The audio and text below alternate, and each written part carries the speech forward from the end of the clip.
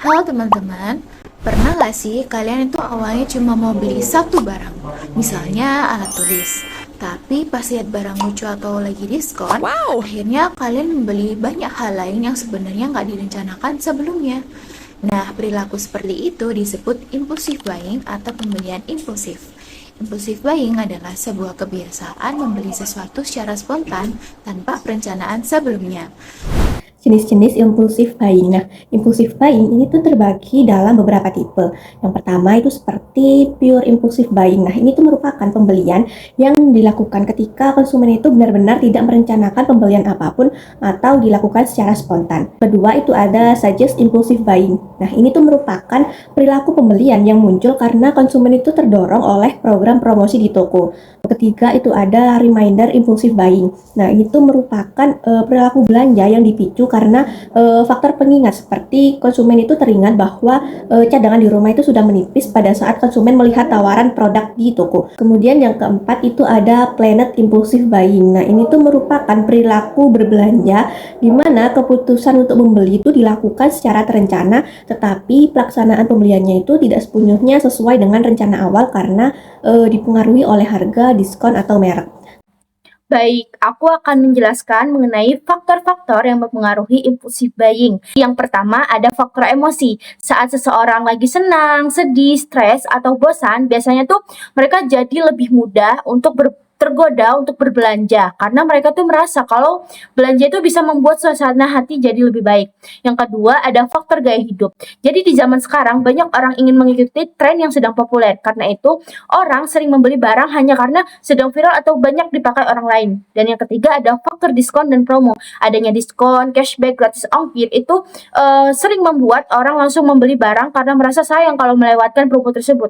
Dan yang keempat ada faktor media sosial, konten influencer dan iklan itu dapat membuat seseorang tertarik untuk membeli produk yang sebenarnya tidak dibutuhkan oleh orang tersebut. Dan yang terakhir ada faktor lingkungan pertemanan, ajakan teman atau keinginan untuk ikut-ikutan atau bisa dibilang itu FOMO bisa menjadikan faktor sebagai pencetus si impulsif buying tersebut.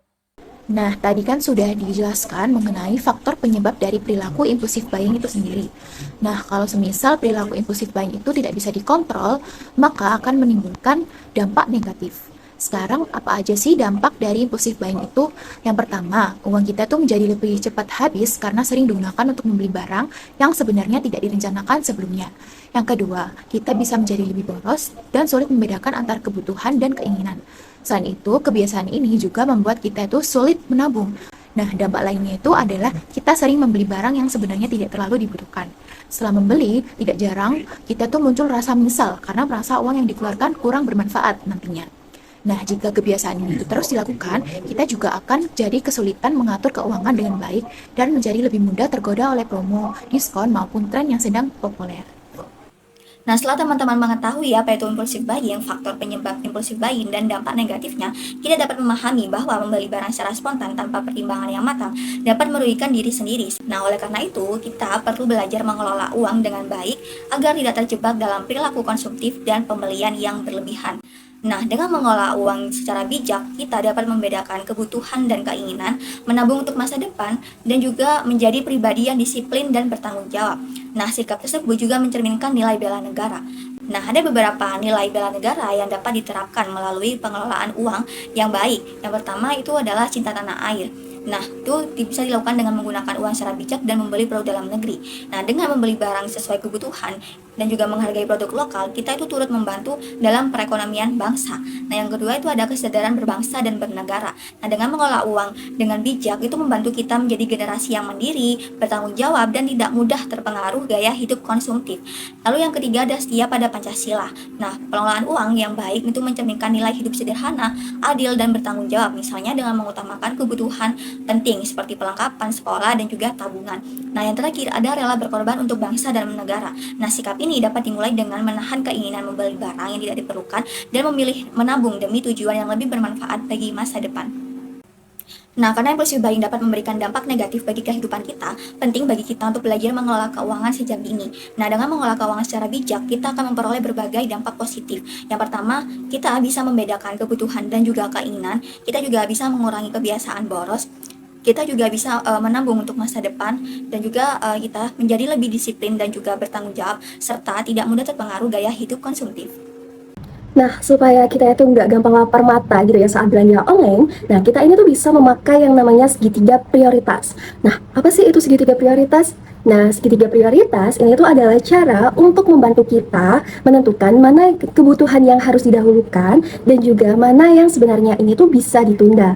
Contohnya itu kayak alat tulis sekolah, terus habis itu buku tugas, atau perlengkapan belajar.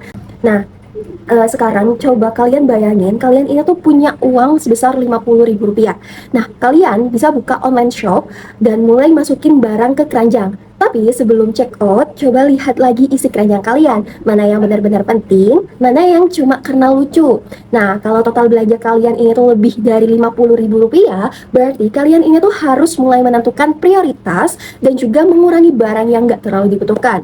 Nah, selain menentukan prioritas, kita itu juga bisa mencatat pemasukan dan pengeluaran menggunakan aplikasi Dompetku. Nah, ini tuh supaya lebih sadar saat memakai uang. Nah, untuk tutorial penggunaan aplikasinya akan dijelaskan di video berikutnya ya. Stay tune. Dompetku dan akan terlihat tampilan seperti ini.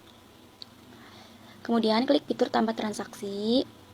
Pada menu pendapatan dan pengeluaran terdapat dua kategori yang harus diisi oleh pengguna, yaitu rekening sumber dan jumlah serta ada tambahan catatan untuk kepentingan lainnya.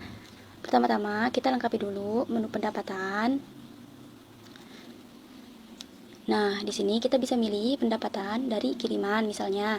Dan setelah itu kita akan mengisi tambah rekeningnya, yaitu kita pilih icon cash dan kita catat cash di sini.